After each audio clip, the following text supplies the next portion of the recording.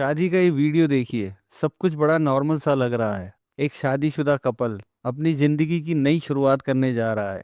लेकिन ये कोई नॉर्मल शादी नहीं है। अगर ये शादी ना होती तो एक खौफनाक मर्डर की साजिश का कभी पता ही नहीं चलता और कातिल बड़े आराम से बचकर निकल जाता। कातिल तक पहुंचने के लिए इस शादी का होना बहुत जरूरी था। मर्डर इन्वेस्टिगेशन के कई केस आपने देखे होंगे, लेकिन यकीन मानिए इस हत्या को इतनी शातिर चालाकी और खामोशी के साथ अंजाम दिया गया था कि अगर अपराधियों से बस एक छोटी सी चूक ना हुई होती तो शायद ये खौफनाक सच हमेशा के लिए जमीन के नीचे ही दफन रह जाता। हाल ही में कर्नाटक में हुआ ये केस चर्चा का विषय बना हुआ है। इस कहानी को समझने के लिए आपको पूरा वीडियो देखना होगा। तो चलिए देखते हैं इस खौफनाक केस की पूरी सच्चाई। ये कहानी शुरू होती है कर्नाटक के टुमकुर डिस्ट्रिक्ट से।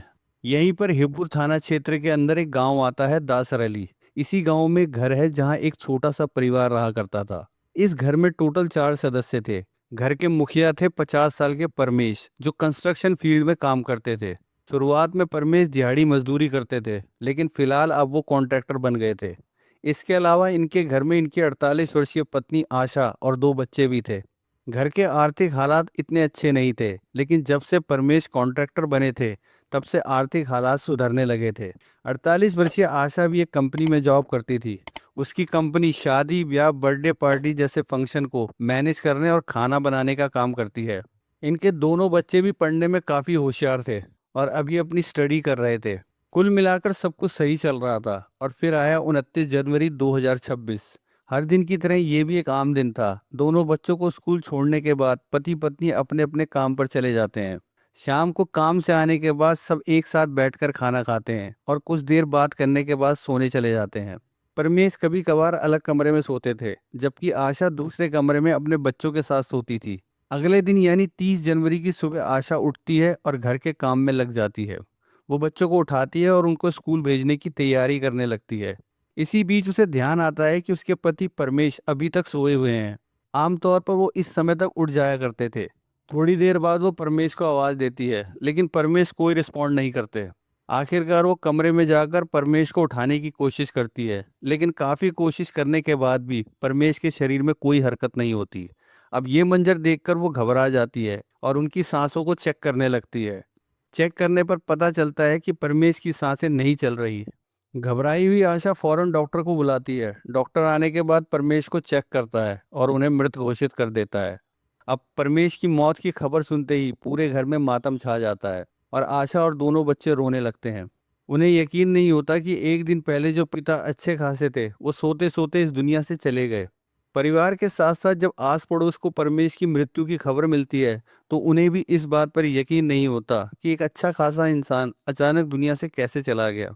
कुछ देर बाद आशा परमेश के परिवार वालों को भी इस दुखद घटना की जानकारी देती है। थोड़ी ही देर में परमेश का परिवार घर पहुंच जाता है और फिर सभी लोग परमेश की डेथ के बारे में बात करने लगते हैं। कुछ लोगों को लगता है कि शायद परमेश को हार्ट अटैक आया होगा, क्योंकि कई केसेस में पहले भी ऐसा हो चुका है जिसमें इंसान को सोते सोते हार्ट अटैक आया है। और फिर सभी हार्ट अटैक की इस थ्योरी पर राजी हो जाते हैं। खैर, उसके बाद परिवार वाले उसी दिन परमेश के अंतिम संस्कार करने का फैसला करते हैं। परिवार वालों के दिमाग में एक ही बात थी कि अब परमेश के जाने के बाद आशा और बच्चों का क्या होगा। सबको लगता है कि शायद आशा के भाग्य में पति का सुख नहीं है और सब आशा की बदकिस्मती को भी दोष देने लगते हैं। दरअसल ये आशा की दूसरी शादी थी। तकरीबन 15 साल पहले जब परमेश बेंगलोर में रहा करते थे और वहाँ पर ड्राइविंग का काम किया करते थे, उसी दौरान उनकी मुलाकात आशा से हुई थी। आशा, जो मूल रूप से मगधी तालुक की रहने वाली है, उसकी पहले भी एक शादी हो चुकी थी और वो बेंगलोर में अपने पति के साथ रहती थी। लेकिन शादी के कुछ साल बाद ही आशा के पति का स्वर्गवास हो गया था, जिसके बाद वो अकेली हो गई और अपने खर्चे उठाने के लिए छोटे मोटे काम करने लगी। इसी दौरान उसकी मुलाकात परमेश से हुई। धीरे धीरे दोनों में जान पहचान बढ़ने लगी और दोनों एक दूसरे के करीब आ गए। आशा ने अपने पास्ट के बारे में परमेश को सब कुछ बता दिया था। परमेश, जो आशा से बहुत प्यार करने लगा था, उसने सब कुछ जानते हुए भी आशा से शादी कर ली। लेकिन इस शादी से परमेश का परिवार खुश नहीं था। दूसरी तरफ आशा का परिवार भी इस शादी के पक्ष में नहीं था। लेकिन दोनों में इतना प्यार था कि उन्होंने परिवार की परवाह किए बिना अपनी अलग दुनिया बसाने का फैसला कर लिया। उसके बाद दोनों दशाली में आकर रहने लगे। परमेश ने कंस्ट्रक्शन साइट पर डेली बेस पर काम करना शुरू कर दिया। इसी दौरान इनके 2 बच्चे हुए, घर का आर्थिक खर्चा बढ़ने लगा तो आशा ने भी काम करना शुरू कर दिया। धीरे धीरे आर्थिक हालात सुधरने लगे, लेकिन इसी बीच परमेश शराब पीने लगा। हालांकि वो पहले भी शौकिया तौर पर शराब पीता था, लेकिन धीरे धीरे उसकी ये आदत काफी बढ़ गई। लगभग रोज ही वो काफी शराब पीने लगा था, जिसका असर उसकी सेहत और घर परिवार पर भी होने लगा। परिवार वालों और आस पड़ोस के लोगों ने भी उसे काफी समझाया कि शराब का इतना सेवन उसके और उसके परिवार के लिए ठीक नहीं है, लेकिन परमेश को जब तक ये बात समझ में आती तब तक उसकी दुखद मृत्यु हो गई। इसी कारण जब परमेश की डेथ हुई तो लोगों को लगा कि शायद ज्यादा शराब पीने की वजह से उसे सोते हुए दिल का दौरा पड़ गया और उसकी डेथ हो गई। खैर, परमेश के अंतिम संस्कार होने के कुछ दिन बाद परमेश के रिश्तेदार भी वहां से चले गए और सब अपनी अपनी रोजमर्रा की जिंदगी में बिजी हो गए। अब इस कहानी में एंट्री होती है एक तीसरे कैरेक्टर चंद्रप्पा की। कहानी में वापस आने से पहले थोड़ा सा चंद्रप्पा के बारे में भी जान लेते हैं। चंद्रप्पा, जिसकी शादी सरस्वती से हुई थी, इनकी शादी को करीब 8 साल हो चुके थे और वो अपनी पत्नी के साथ मारलवाड़ी में रहा करता था। ये बात है 13 मई 2011 की। चंद्रप्पा काम पर गया हुआ था और सरस्वती घर पर थी। उनके घर के पास ये कुआं बना हुआ था जो कि कच्चा था, मतलब कुएं के चारों तरफ बाउंड्री वॉल नहीं थी। करीब दोपहर के समय सरस्वती का पैर कुएं के पास फिसलता है और वो उसमें गिर जाती है। शाम के समय लोगों को पता चलता है कि सरस्वती कुएं में गिर गई है। पुलिस को फोन किया जाता है और सब मिलकर सरस्वती को कुएं से बाहर निकालते हैं और फौरन उसे हॉस्पिटल लेकर जाते हैं, लेकिन हॉस्पिटल पहुंचने से पहले ही उसकी डेथ हो जाती है। दूसरी तरफ सरस्वती की फैमिली इस घटना को एक्सीडेंट मानने के लिए तैयार नहीं होती और वो चंद्रप्पा पर इल्जाम लगाते हैं कि उसने ही उनकी बेटी को कुएं में धक्का दिया है।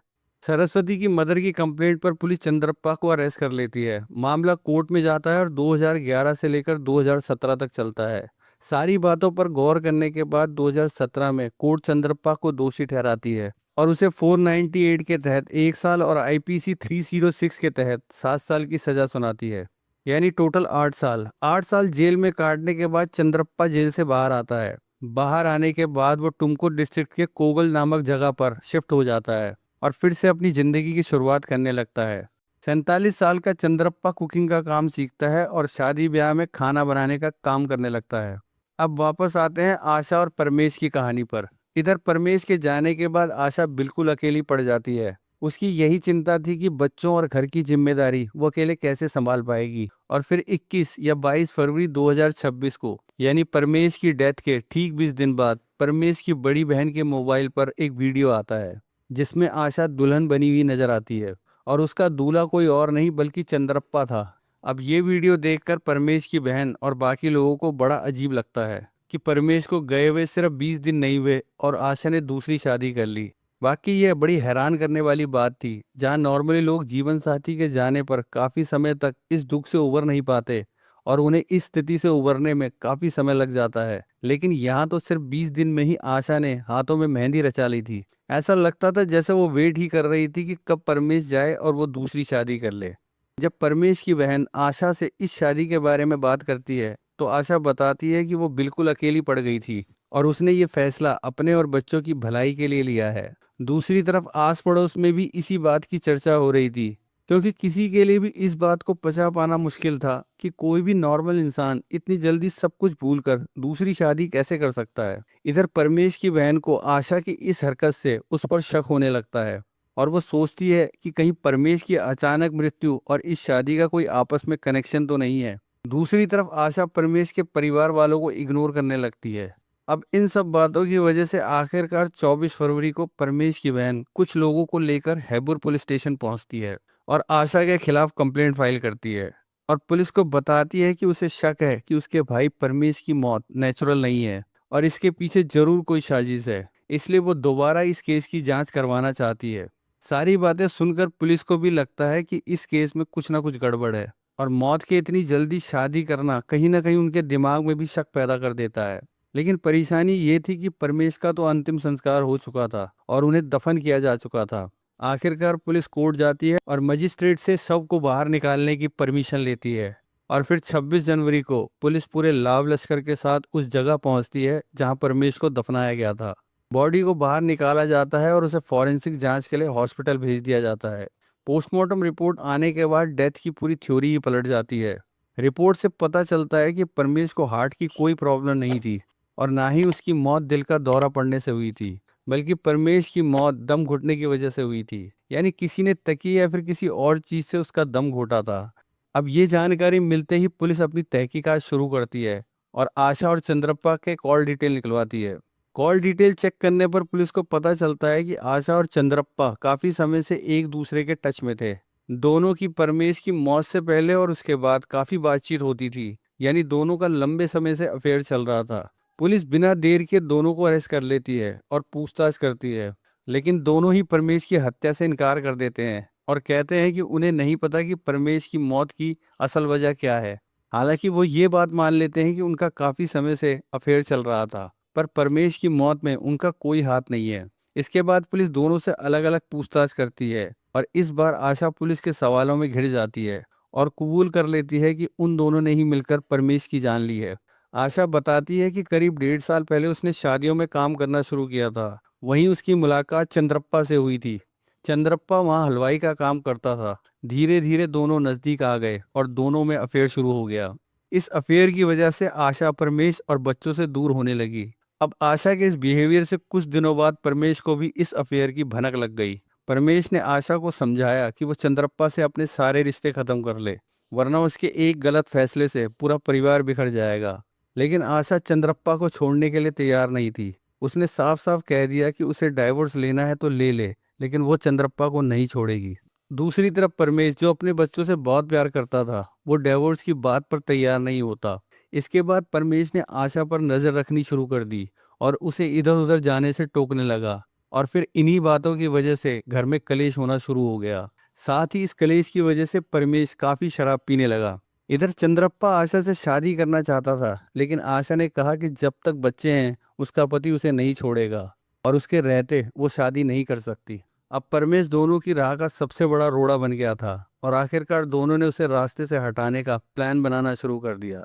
दोनों इस वारदात को ऐसे अंजाम देना चाहते थे कि ऐसा लगे कि एक नेचुरल डेथ है। इसलिए उन्होंने परमेश की शराब को हथियार की तरह इस्तेमाल किया।